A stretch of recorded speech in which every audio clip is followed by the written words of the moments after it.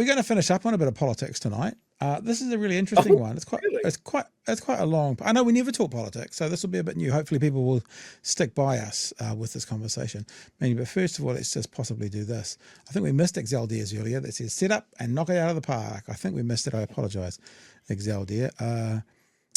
Jeremy says Judith Collins. I don't need to worry about that anymore. T-shirt maybe. And look at this. We were just talking about Aotearoa Tuatahi. Appears that perhaps Guru is the one who did it. Yes.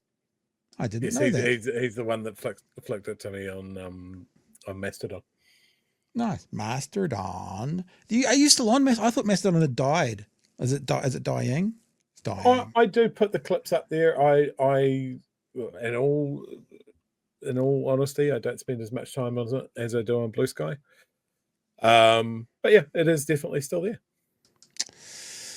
Thank you, Guru. We might need to talk to you about getting some, I think they're called Illustrator, AI, some AI files. It's hard when you're using Illustrator because you're talking about AI files and everyone thinks you're talking about artificial intelligence these days.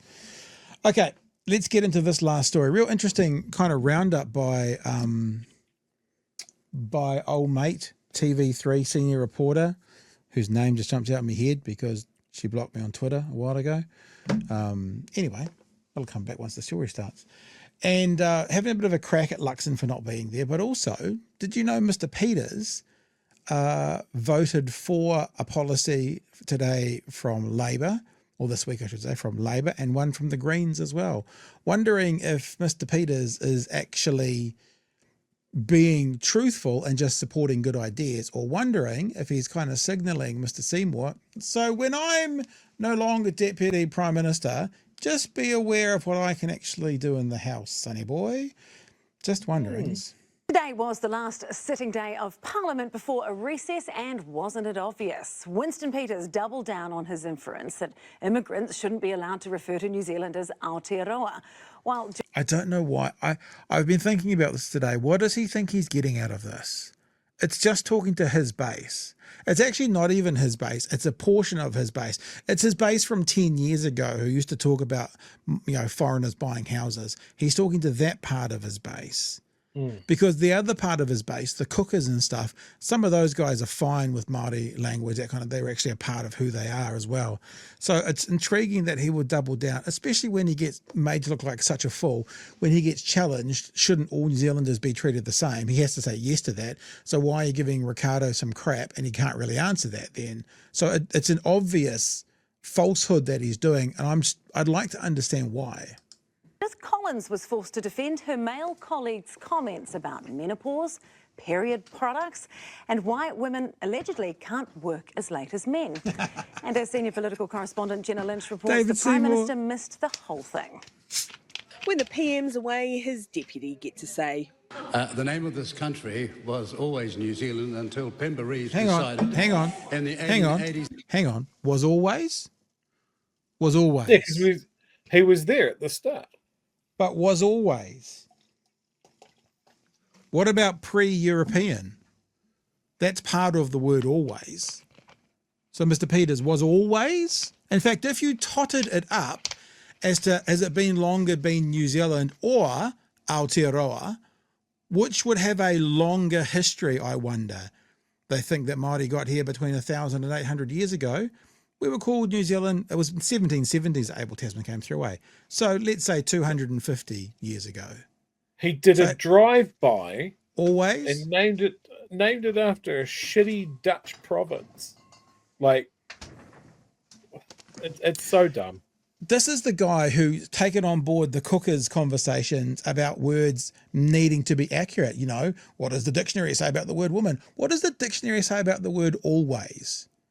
Always been New Zealand? Always. Oh, Pat, could go in a different direction. Always.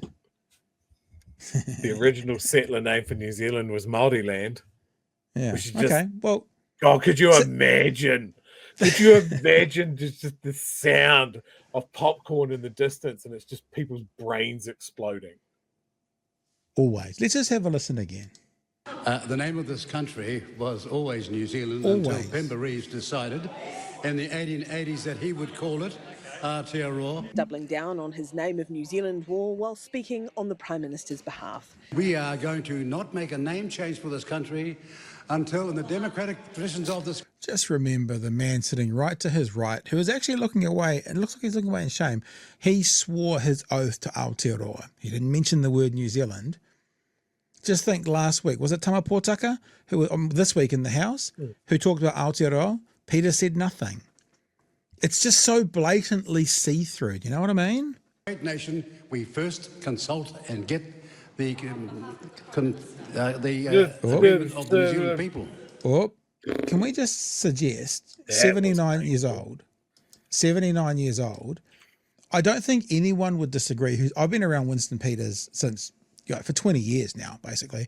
I lived in Tauranga in 2003-ish, 2002. So I've been around Winston Peters for a long time. There's no one, probably even himself, who would say that he hasn't slowed down somewhat. But listening to him speak now, listening to him fumble now, this is something new. 79. The agreement of the New Zealand people.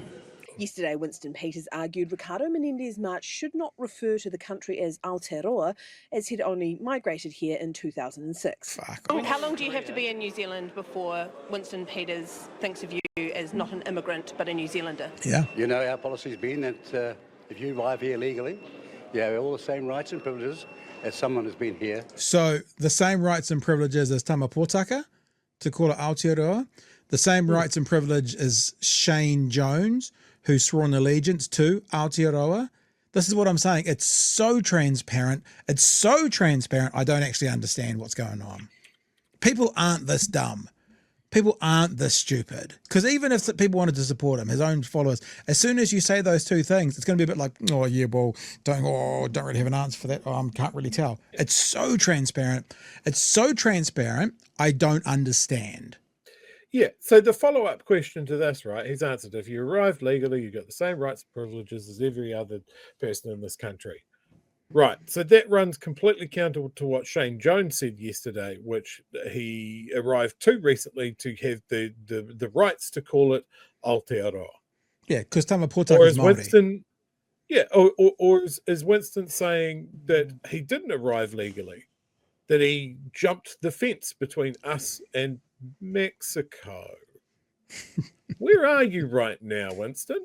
Yeah, that's the other thing you're hinting at. Maybe it's so transparent, and hopefully he can see that, because if he can't see that it's so transparent, then that says something more about Mr. Peters and his mental acuity right about now.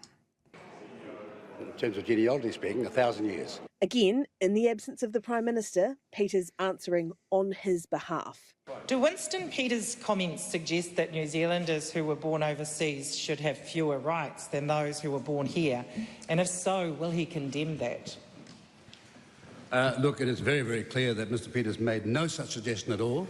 But Peters' identity war was overtaken today as Labor drilled the coalition on certain colourful comments male MPs had made about women. Can she have confidence that the government is prioritising issues pertaining to women when Police Minister Mark Mitchell joked in an interview, "I don't know if a gang member wants to deal with a perimenopausal woman"? Judith Collins leading the eyebrow do the talking. The look would probably do as an answer, actually. For now. And I fully support him in standing up against the gangs. As for his little statement, I'll deal with that later. As I'm a woman and a mother, I'm not his mother, I don't answer for him, so, that's the end of that. Asked to defend David Seymour, saying the gender pay gap exists because, quote, you have to be there late at night to make the sale, put in the extra hours and do all the extra things that women are often unavailable to do. I think we need to stick to the stuff that's really important for most women, like not living with violence, having a fair go at work, all those sorts of things. What about being told that the gender pay gap is because we can't work late because we've got other responsibilities? Yeah, I must say that I've never sort of noticed that one myself because I've always worked late. Finally, asked about Simon Court advising a woman on menstrual products. I'm not sure if you're aware, or if people that you engage with are aware of the menstrual cup, which is a reusable product available for about $15 from Chemist Warehouse. Do you think if people... This is like an advert for Chemist Warehouse. What the hell's going on here? Knew more about how to access products like that, that this concern, this anxiety you have might be somewhat mitigated? And tell women what to put in their vagina. And why has she, as the Minister for Women, stood by and done nothing? What a stupid question. And the last thing we need is for women in this House to be belittling other members of Parliament who are trying to do their job. Just stand up for women when they ask you to.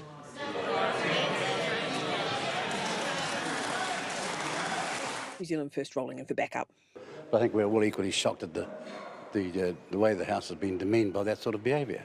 It's appalling. But that xenophobic, verging on racist behaviour, that's cool. No problems there. Imagine if a man got up and started talking about the Converse. You're taking your life into your own hands if you talk about women's issues, and the other side of the House is Judith Collins. But they're not so monogamous in support when it comes to their 8 votes. Yesterday, New Zealand First voted for a Labour Party bill, which would mean not paying an employee wages would be defined as theft. You can't be jealous about a good idea, and it's quite possible now and again the Labour Party come up with a good idea. Would you ever work with him again? So you're going to I can see you coming a mile off. New Zealand First followed that vote up with supporting a Green Party bill. Listen closely for the National Party MP calling their coalition partners New Zealand First crazy. New Zealand First, 8 votes in favour. Crazy. Well, he might have had a bad night. Is the coalition all good? What was that? I didn't see that. This news to me. Oh, Barbara. I was out the back with a pack of Benson and Hedges. Didn't see what was going on. It's like Gomer Pyle. It's like, what, where, what, who, when, what, sorry, pardon me, what was that? I didn't see that. This news to me. Oh, Barbara Kuriger saw it. She actually called it out in the Speaker's chair that you can't call out crazy when a vote's taking place. Oh, right. Oh, no, you're not allowed to...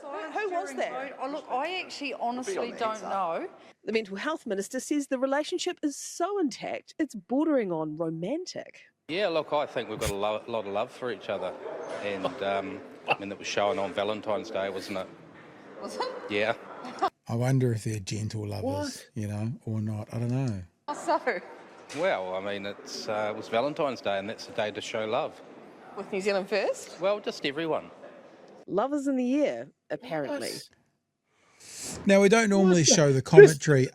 We don't normally show the commentary, but we're going to, because she has a bit of a crack. I mean, remember, we have said in the past of Jenna Lynch about her relationship with ACT and that sort of thing. Mm-hmm. And it does sometimes see that ACT it's just an opinion, get handled perhaps a bit more gently, but she does have a fair old crack at Winston and Luxo flakes as well. And she makes a couple of comments here, and it's a little bit like, oh, that's fairly cutting. Let's have a listen to her commentary. Wow. Jenna, what does the Prime Minister make of all this? Yeah, I'd love to tell you, but for the second week running, the Prime Minister has decided not to front for the media on a Thursday and Friday. That is unusual. John Key and Jacinda Ardern made themselves available most weekdays, most of the time. Ardern less so near the end of her Prime Ministership as that popularity was waning. To go 2 weekdays without engaging with the media is A, lacking in scrutiny, but B, a real missed opportunity to communicate with the public as much as he might see value in communicating with his TikTok audience. Being absent from mainstream news for a couple of days may risk the Prime Minister looking like he's not working as much as he says he is. After all, Jacinda Ardern was called a part-time Prime Minister for going on a prime ministerial trip to Tokelau. The polls are clearly showing that Christopher Luxon is struggling to get his message across. The two coalition partners are all too happy to gobble up the airtime and headlines. And if he leaves a void for them to fill, he may also leave votes on the table for them to grab as well. Yeah, and I mean, that's all fair commentary, yeah? Yeah. So Chewie, I believe I have been unblocked on Twitter by Jenna, so maybe she's been watching. Maybe she's been hearing what we're saying, passing it on. That's fine. Hey, what do you know what the bill that New Zealand First voted for that the Greens put forward? I don't know the one that the Greens put forward, but the one for people who missed it, the one from Labour was withholding wages being treated as a criminal act, theft, and so they supported that. But that's great. Like, yeah, it's good. That's no criticism there. Do you think just with that last MP, was it Ducey? Yeah, that wandered out? Do you think he just wandered through that foyer and just went, I'm just going to go out there, talk to the media, and just be completely baffling? I'm going to talk about Valentine's Day. Nobody will know what's going on. Perfect crime. I think he might have been high, possibly, but that's just a guess. I don't know. Or, and he was going to go from that conversation to eat some cookie time cookies. I think that's probably what was happening. The other thing there, just Chris Bishop sort of going, oh, I don't know, I didn't see what happened. And I went, he was out the back with a packet of Benson Hedges. I think it'd be better he's out in the parliamentary food court trying to learn how to kickflip, doing the rad skateboard tricks, wasn't paying any attention. I saw a piece, again, the spin-off of knocking it out of the park at the moment. They made the call today that we need to focus on a particular MP and make sure that he is safe. Andy Foster, former Wellington mayor. Your favourite. Current member of New Zealand First and sitting in the House. Yeah. Is an immigrant. He's from England. He's from Kent. Maybe he's in his maiden speech, England.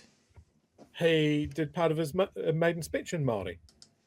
I'm just wondering if anybody has run that past Winston, since he's a recent arrival and maybe doesn't have the rights to Te Reo. So yeah, maybe someone should just make sure that Winston's unaware of that. Post yesterday from Marama Davidson on the Green, the right to repair bill passes significant step. It doesn't specifically say this is the one that New Zealand First supported, but it says, I'm also grateful to those political parties who voted in favour of this bill. And I guess that's it, because if it was only Labour, the Greens and Te Pāti Māori, there's not enough numbers there. So if that got passed, that'll be the one. So the right to repair from the Greens, that bill got passed. So again, that's another, like, that's not a sexy piece of legislation, but it's a good piece of legislation. Yeah. And I think that does sit quite well with New Zealand First, that's something that they would support.